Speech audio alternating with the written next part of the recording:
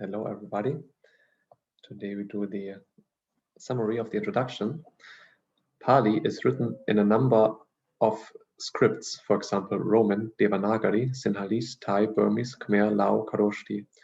It is derived, however, from the ancient Indian Brahmi script or Brahmi character. Brahmi script was a phonetic one based on an approximately phonemic analysis of the language, one letter, aṭṭhakathā, being assigned to each significantly distinct sound, vaṃsa. The derivative scripts preserve this characteristic, and the Roman alphabet likewise has been adapted and enlarged so that one Roman letter is assigned to each Indian letter, i.e. counting the aspirates ka, etc., written as digraphs as a single letter. When it comes to the alphabet,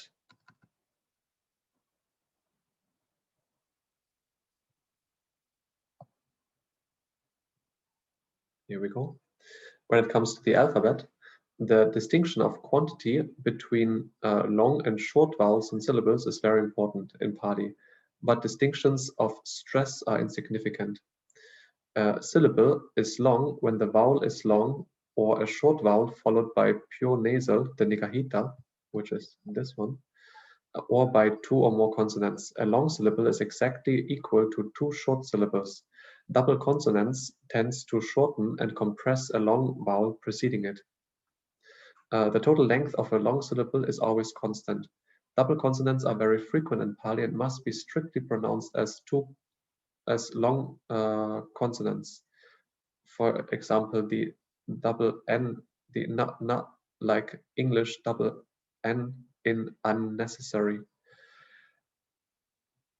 The dictionary order of letters is as follows: a, I, u, e, o, ang, k, g, ng, ch, j, nya, ta, da, na, ta, da, na, pa, ba, ma, ya, la, ba, sa, ha.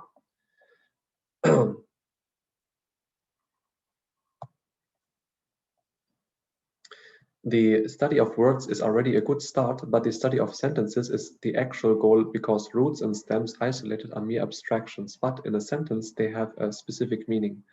Ideally, one learns a language like a child. However, this might take a long time. Therefore, one has to take a shortcut over grammar.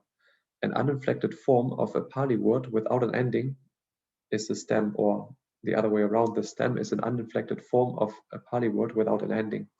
In dictionaries and vocabularies, nouns, nama, are usually listed in their stem form, less often in the form of the nominative singular. Verbs, aṭṭhakathā, are usually given under the form of the third person singular of the present tense indicative active. In this book, verbs are given in the root form, but with their prefixes where these are used, hence in the alphabetical position of the prefixes in these cases. Nouns in the stem form, except in the case of stems in short a, where it is more convenient to learn them in the form of the nominative singular, since thereby one learns the gender at the same time. So o or ang for neuter nouns, o for masculine nouns, and ang for neuter nouns. The prefixes upasaka, of which there are about 20, are regarded as a separate part of speech in Pali, whose characteristic is that it cannot stand alone, but only be prefixed to another word. The various verbs consisting of prefixes plus root have all to be learned separately as regarding meanings. Many roots are used also without prefixes, but prefixed forms are very much more frequent in Pali. A number of verbs have 2 or 3 prefixes to their roots.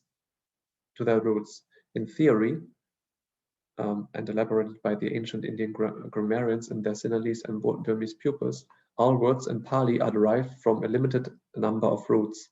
In other words, all words are analyzable into roots plus suffixes. and their modification. A root dhatu is an element not further analyzable at the grammatical or lexical levels, having a very vague and general meaning. It is rarely, if ever, found in its pure state without suffix or prefix, except in grammar books and dictionaries.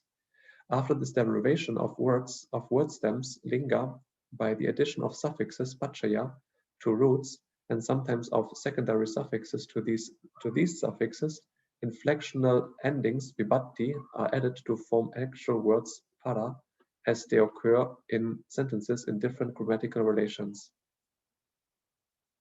There is another class, that of indeclinables, nipata, defined as not taking any inflections. Examples of the indeclinables are evam, meaning thus, so, or ti, meaning end quote, and yena, meaning towards. In Pali, these four parts of speech, padajati, classes of words, were recognized by the ancient Indian grammarians: nouns, verbs, prefixes, and indeclinables. In Pali, we find two numbers, singular and plural, in both nouns and verbs, three persons in the verb, and in pronouns, third he, she, it, second you, first I. 8 cases in the noun, and three genders, masculine, feminine, and neuter in nouns. As a rule, nouns have only one gender each, whilst adjectives and pronouns have all three genders according to the nouns with which they agree as attribute words. The inflections of adjectives are the same as those of nouns of the corresponding genders, hence they are not regarded as a separate class of words. Noun, verb, adjective, pronoun, prefix, indeclinable. This is what we just discussed quickly here. In sentences, vakya, there's usually one verb which generally expresses an action, kriya, and a noun, ordinarily in the nominative case, expressing the agent, kathā, who does the action. Often there is another noun, ordinarily in the accusative case, expressing the patient, kamma, who or which undergoes the action. The agent and the verb agree in number. Thus, in the sentence, loko vivaktati, meaning the world evolves, the verb is vivaktati, derived from the root vat, meaning turn, roll, circle, via the present stem vatta, suffix a, with the inflection of the present tense active, third person singular, t, and the prefix v, meaning apart, asunder. The noun loco is derived from the root lok, meaning to see, via the noun stem suffix a, loka, in which the ending of the nominative singular of the masculine a declension, which is o, is substituted for the stem vowel. Verb stems and noun stems may coincide in form, and in Pali, both verbs and nouns with stems in short a are much commoner than any others. The inflections of verbs and nouns, however, are nearly all quite distinct. Those of verbs are described according to tense lakara, person, purisa, and number sankha. Those of nouns according to number vachana, gender, linga, and case karaka. The various cases express relations between the noun and I beg your pardon. The various cases express relations between the noun and a verb, or between the noun and another noun. Pali sentences do not all contain verbs when it is asserted simply that a thing is something as epithet or attribute or predicate. Two nouns, one of them usually an adjective or pronoun, may merely be juxtaposed. Usually the subject stands first. In translating into English, the verb to be must be used. For example, eso samarno, this is the philosopher. Eso is a pronoun, nominative singular, masculine, meaning he. This, and samarno, meaning philosopher or wanderer or ascetic, is a noun like loco. This type of sentence is especially common in philosophical discourse, and is also called nominal clause. For example, idam dukkham. So this is unhappiness. Idam is a pronoun, nominative singular neuter, meaning it or this. Dukkham, meaning unhappiness, is a neuter noun in short a, nominative singular.